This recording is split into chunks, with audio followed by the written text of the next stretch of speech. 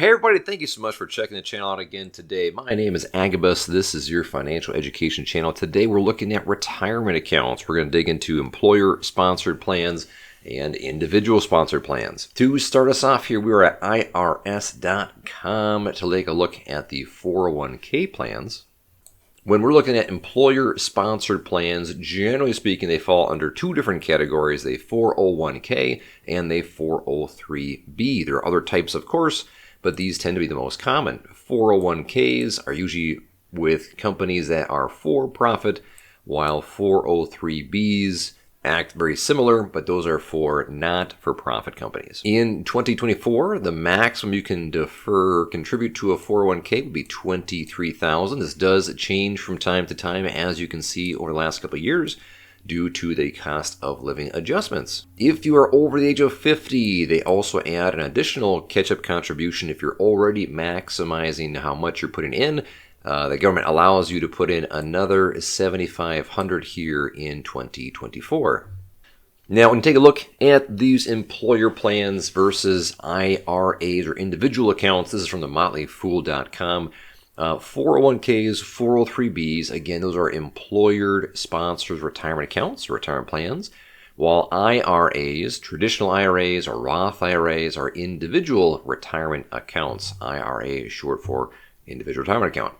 The 401k, some pros and cons. You can add a lot more to your 401k. There's a much larger contribution limit compared to the IRA. 401k, however, has lower amounts of investments that you can pick and choose from. The IRA generally has more investments that you can pick from. Both of them will be tax deferred until you take distributions out. And if you take money out before 59 and a half, the government will tax you and will add an additional 10% penalty. Now, of course, you can also take a look at Roth IRAs or Roth 401ks. Roth accounts are after-tax accounts, so they grow tax-free and come out tax-free. The Roth IRA, however, has a 5-year period where it does grow tax-free. However, any growth or any interest above the principal has to be in there for 5 years in order for it not to be taxed. Both tax-deferred accounts and tax-free accounts are great to have as a part of your overall plan. I'd recommend folks to do a little bit of both because we don't know what taxes will be down the road. My 2 cents would be that they're going to go up, but of course, no guarantees. Over here at Nerdwalletcom, some interesting statistics here. The average 401k employee only contributes 7.4%. That's as of 2022. Now, the majority of folks I've seen recommend 10%. I think that goes all the way back to biblical time for 10% for charitable contributions as well as 10% to save. Nowadays, a decent advisor or a decent guru online would tell you should probably be saving 15% of your overall income in order to keep up with the cost of living that we're seeing. Also at Nerdwallet.com, another interesting statistic is that the average annual 401k return is 4.9%, again for 2022. I would say that that's going to include a lot of retirees' retirement accounts where most of investment savings are held. And it's also going to include the downfall of the bond market, which had its worst year on record in 2022. And retirees tend to have a bit heavier allocation to bonds in their portfolio.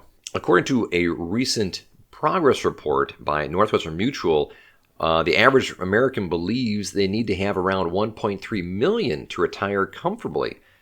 I think it'd be surprising that most folks who have $1 million in retirement accounts, it only makes up about 10% of people. So even though people think they have to have $1 million, it's pretty rare to actually accumulate $1 million in your retirement savings.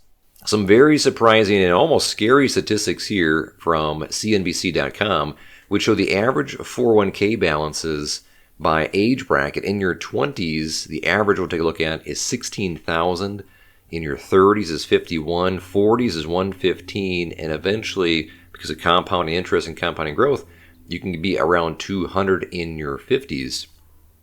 The average retiree I've seen who is 65 and older in retirement has around $130,000 in their retirement savings. So these are some very surprising and I would argue very alarming statistics because as the baby boomer generation continues to retire, more and more money is going to be needed to support their lifestyle as well as their healthcare needs. And if they don't have enough money, eventually they all become dependent on the government, which of course is dependent upon the taxpayer. Here's another graph from the Mollyfoolcom showing the same idea, that as you continue to save over time and retirement assets and the stock market goes up, hopefully you have enough saved down the road. And then you can see here from over 74, the retirement savings and assets start to decline.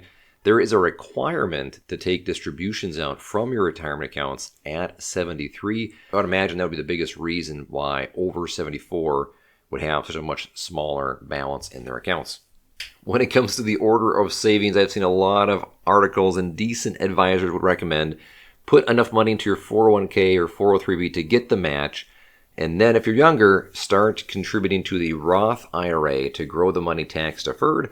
And once you've got the contribution limit in your Roth IRA, go back to your 401k and increase that contribution as much as you can. I hope this is helpful for you. Clearly, there's a big gap when it comes to who is saving and how much. So my 2 cents for you is look at your contributions that you're saving for retirement and bump those up to make sure you're hitting some of these numbers.